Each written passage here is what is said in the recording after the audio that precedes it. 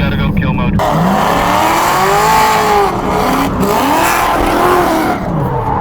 Alright boys, we're here at Klutch Kickers Day 2. We're going up for practice. The schedule got all shifted around. Normally top 64 would be last night, now it is today. We have to battle in the top 64 for the first time. I got 15th qualifying. I couldn't get in the groove in qualifying. And there was 14 buy runs. I got 15th. Just freaking missed the buy run. So we have a battle for round 1, which is the lowest qualifier, which that may sound like a give me or like an easy he's driving by right now. But it's not, because if they didn't qualify well, it's because they can't do a smooth lead line, and it's really hard to follow a not smooth lead line. So we're gonna have to be very strategical about this and figure it out. There's the guy we're battling right there. It's gonna be tough, man. We're gonna have to give him room, but not too much room, and that's one of the harder things about competition here. So anyway, we got him, and then it was supposed to be like pretty easy run into the top 32. And then the bracket got switched up again, and now we got to battle Taylor Hull in the top 32 if we make it through top 64.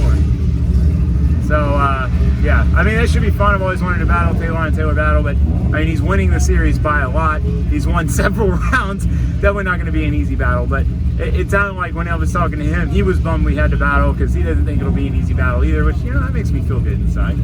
But wow, yeah, definitely going to be, definitely going to have to fight for it. That's for sure. So anyway, we're about to go drive practice, try to get some tandem runs in. We haven't tandem all weekend, so we definitely got to get in the groove of things.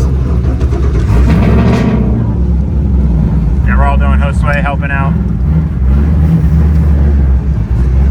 It's Taylor Hull, for those of you who don't know. So I've got my tires set in mid-range. Kill mode is going to be like 12 PSI.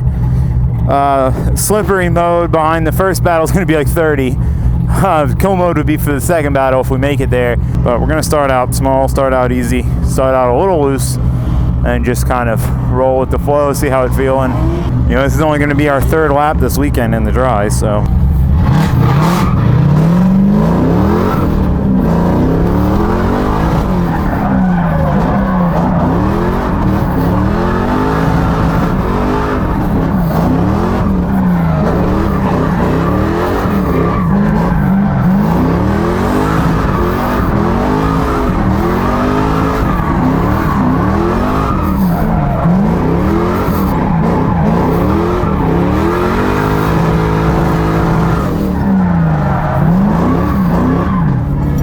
If I could have done that in qualifying, we would have been in good shape.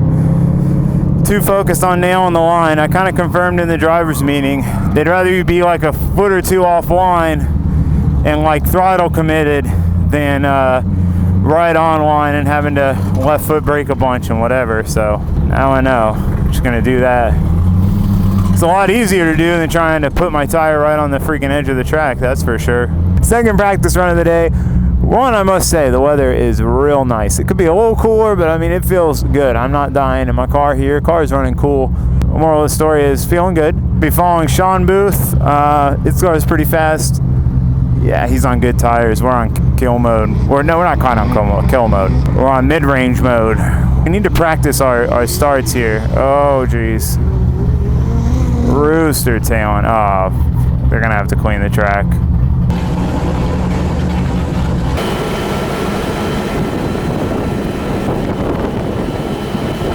Alright, track is cleaned.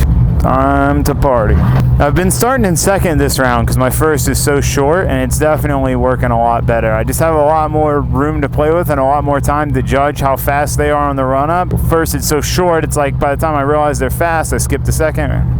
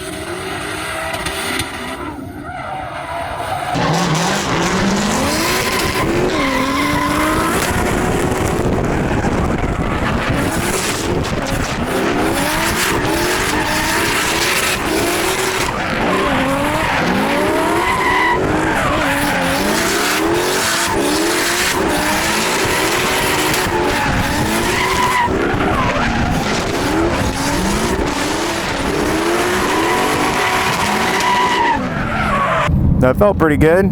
Well, it works out. We'll give Sean a lead. He gave us a lead.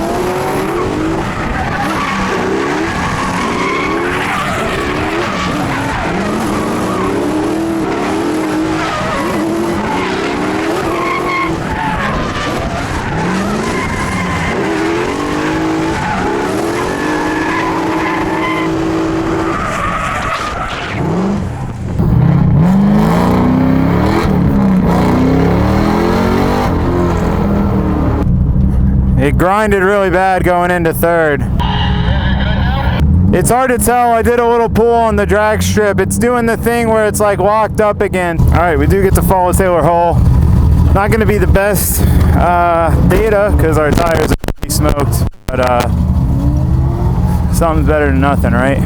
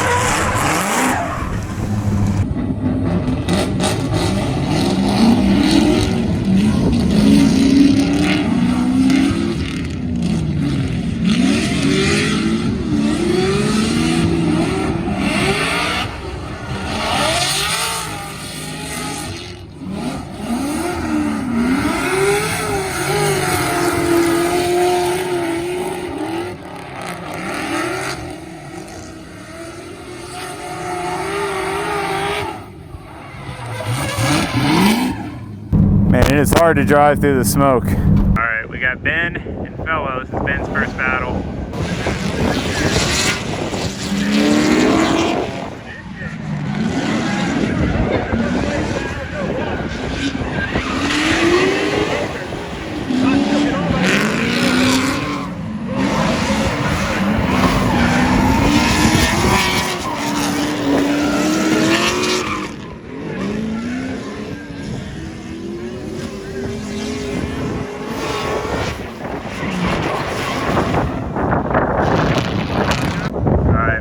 He might be sitting on a 0 because he spun up to the finish, but he might as well go hard now.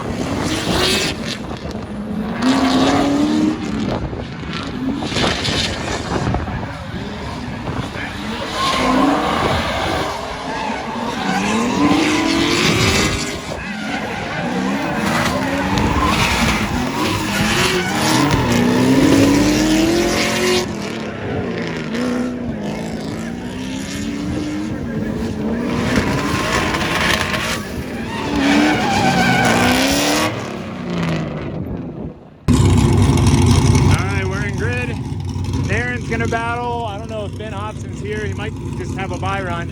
And then I think there's one more battle, and then it's me. The car I'm going against is the 50th place qualifier, which sounds like a good thing. The bad thing about that is you don't know what they're gonna do. He's not consistent with his line. It was just funny. I was just talking to Aaron about it, and he's like, I'd rather battle you all day because at least I know what you're gonna do, and I feel the same way. You know you can commit to following him, and it's gonna be okay. Whereas this, he could spin, he could take a different line. I don't know what's going to happen. So at least we get the lead first because we qualified higher. And if he makes a major mistake, we can take it easy. But I don't know. We'll see what happens with luck. I think I got the shifter feeling a little. It's still pretty bad. I got to figure out my shifter situation. I'm having trouble getting into third, which is not going to be good in the follow. But we'll see what happens. I just need to short shift it to make sure I get it in.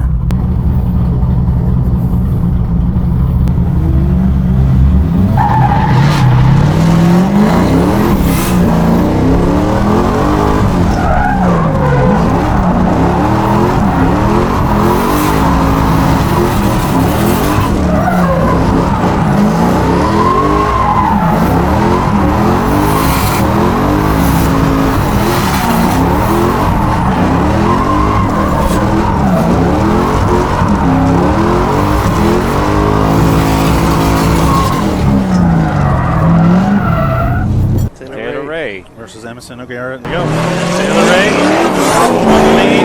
Emerson giving chase. Taylor Ray taking up the Applebee's for some gap. What do you call it? Gaptizers? Endless gaptizers? Oh, yeah. He comes through outer zone number 1 through the touch and go. Emerson closed the gap. He is closing the gap. He's fighting. He's going to try to earn it. Let's see as Taylor putting a commanding lead run there. He's going to switch back. Emerson trying to get through that smoke. Taylor just laying it all out. Now, is Taylor going to take a conservative chase here, or he has to be mindful of the speed difference? All right, what do we got? He was 3 cars behind, not too far. Okay, thank you. All right, car feels loose enough to where I should be able to get close, but not too close. Sounds like we got to get reasonable.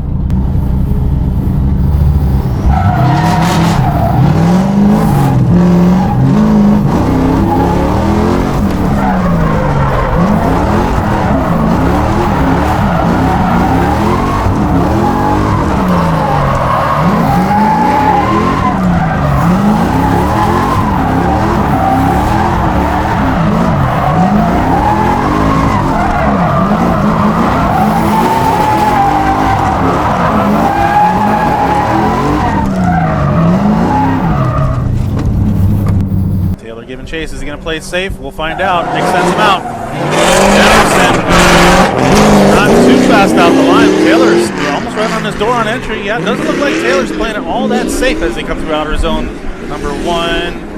Inside clip in the touch and go. Taylor driving back right on the door almost of Emerson. Yep. He's not going to play it too safe. He doesn't want to put it in the hand of the judges. He wants to make it a commanding chase run as it was, a commanding lead run as they come around outer zone number 3. You don't want to leave it in the hands of the judges. You got to give it to Emerson for putting on a good show. Good lead.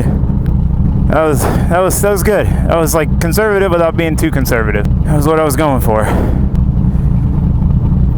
Congrats, Taylor. Thank you. Good job, dude. Taylor Ray. Taylor Ray moves on. Taylor Ray will be going against. Well, we don't have it yet, but we don't have it yet. The winner. Yeah, the winner goes against Taylor Hull. The winner of that battle goes against Taylor Ray. All right, boys. First one out of the way. Monkey off the back.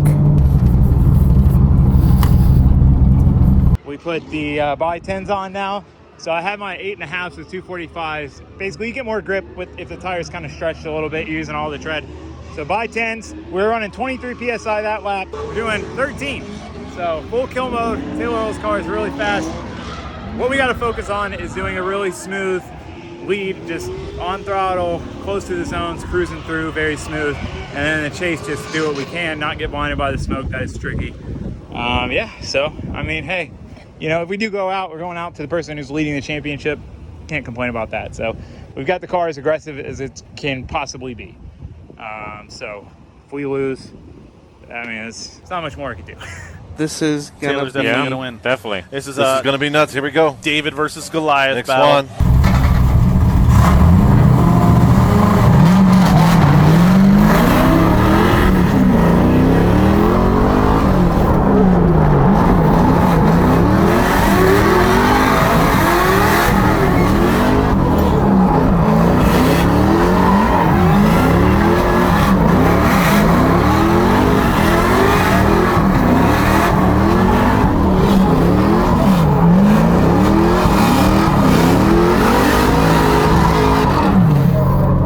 Nick sends him off, and Taylor Ray out the gate. Taylor Hull not going to give him an inch as they go into initiation. There, Taylor Ray hard on the initiation as they come through outer zone number 1. Yep. Taylor Hull trying to put it right on Taylor, that little tiny Miata's door right there. Man, that's got to be an ominous feeling to have that big old car behind you when you're in that little tiny Miata. But here they come. Doesn't look like it's phasing Taylor Ray whatsoever. Taylor Hull, you get out to give a little more than that because you know Taylor Ray's going to come right after you. They come right out. Push Wow, him along. Ray, Give him a little tap. How was it? You gotta go kill mode. I thought so. All right, boys.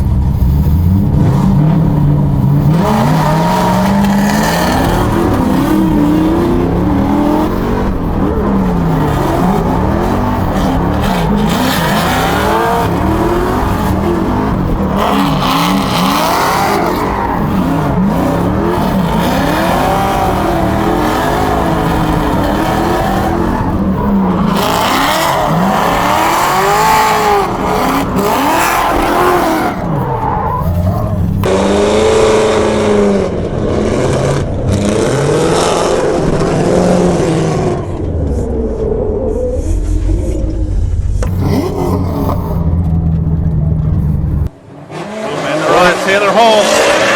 Taylor Ray. Taylor Ray. Oh, a little bit of gap there, but let's see Taylor Ray. Right, look how small that car is. Oh, Taylor Ray maybe a little too much of a correction. Created a gap as Taylor Hull comes across the inside clip into the touch and go. Come on, Taylor. You can do it, Taylor. And I'm talking to both of them. Let's hear Taylor Hull put a nice wide line out there. I don't even know where Taylor Ray is. There he is. Oh, right. He's coming around outer zone number 3. Right got here. out the door. Door to door. What happened? Holy cow. This is exciting. Almost folks. took out a media. All right, Now, let's watch this. They're watching it now. Yeah. And now they're coming Yeah, around. they almost got smacked. No, I think there was Coming out of- contact on the outer zone 3. Let's see here. Yeah. They're switching back. Here comes Taylor Ray. Taylor's pushing. Oh, Taylor Ray's can't really pushing. see. He's not. Doesn't look like he's touching him, though. Hang on. No, hang he's on. not. Hang on. Right Boom. there. Oh, Right there. boom. Right there. Right there. Oh, They're pulling man. all the media out of that Wow, train. smoke. Oh! Oh, no. The Drone drone, down. too. Oh, he was able to hold it. Wow. Wow, so Taylor Ray looks like contact. I don't know what happened. Incredible. Damn, so the judges are now going to have a tough time trying to figure out, did Taylor Hull go off on his own or Did Taylor Ray push him? push him off? That would put Taylor Ray in the position of it's his fault that Hall went off. Yeah, exactly. And so then that, So they have to assess fault. That's what's going That's on what right the now. judges are right now. They're trying to find out why Taylor Hull ended up too wide. and I think it was a little bump. I don't even think it was much of a. It- I mean, it- It didn't. It doesn't It matter. looks- Any it looks little that- bump would have been it looks deemed. that way on screen, but the thing is like how much, even though it's a Miata, Yeah. I mean, Yes, how How much much is the So Miata you're saying room? he took a slingshot out and he just whacked him right in the side of the head? yeah, Is that what happened? maybe You have results? Oh, we have a result. Maybe we do. Taylor Hall. Taylor Hall. Taylor gets the win. Taylor Hall. Okay, Taylor Hall gets the win, and Yeah. I'm assuming, they assign the fault to Taylor Ray. All right, so I'll just run you guys through my thoughts on this incident. Basically, I got gapped on the run-up, my own fault, / the car, / whatever. So I was playing catch-up a bit through the whole track. When I did catch him, I kind of got settled in next to him. I was like, man, I'm in the perfect spot to door tap him. We're going all out. I might as well give him a little touch, just make it exciting, make it fun. Fully send it. Go kill mode, as Geraldo said. So then, like, a second later, his car goes flying off the other direction, and I was incredibly confused as to what happened. I didn't understand it. And basically, because I touched him and then he went off, his off is on me. It's my fault. Now, would he have gone off without the touch? Was he going off anyway? Did he send it off? I don't know. I don't know exactly what happened, But at the end of the day, I touched him, and in hindsight, I shouldn't have touched him. In future in comps, I will not touch the lead driver unless it's an accident, because if you do and then something happens, it's on you. And unfortunately, there are drivers out there that will send their car off track after a touch because they know it'll basically guarantee them the win. So again, in future, no touching, learn my lesson. What happened? Well, we made it back from the event. The car is still in one piece, surprisingly. That was a really hard hit in the front. I expected my wheel to be hanging off.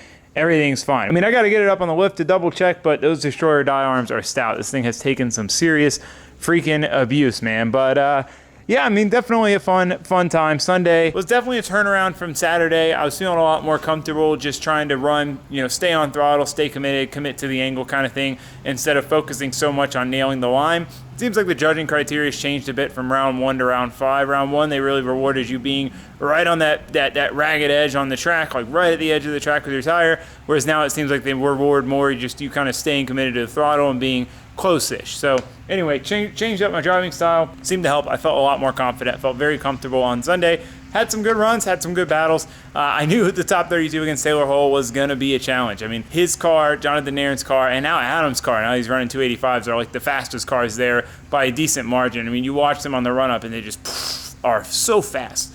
So I knew we had our work cut out for us in the old little Miata. We did have it as grippy as we could, but it wasn't enough. I thought I jumped the line. I really did. I thought I jumped, and it just still wasn't enough. I didn't jump. I left like right when he did. So the reason for that is because jumping is sketchy, right? If you jump and like let's say you jump, you go halfway down the arm drop, and then the lead driver waits until 2 seconds after the arm drop, which is the limit to go, then you're going to end up having to let off before the entry for them to come by you. But now they're coming by you at full speed, so then the gap is either huge or you're stuck like halfway in front of them, and it messes up your initiation. It's really, really tricky to time it. And there are people, lead drivers, who will take advantage of you jumping and wait, so that way you do have to let off and it screws you up even more. So I try to avoid it, but with this car, it's not fast enough to run with them on the run-up and stay with them and enter with them. If I could jump them, time it right, and enter on their door, I'd have a decent shot, because it wasn't like he was really pulling me through the track. Once we were settled in drift,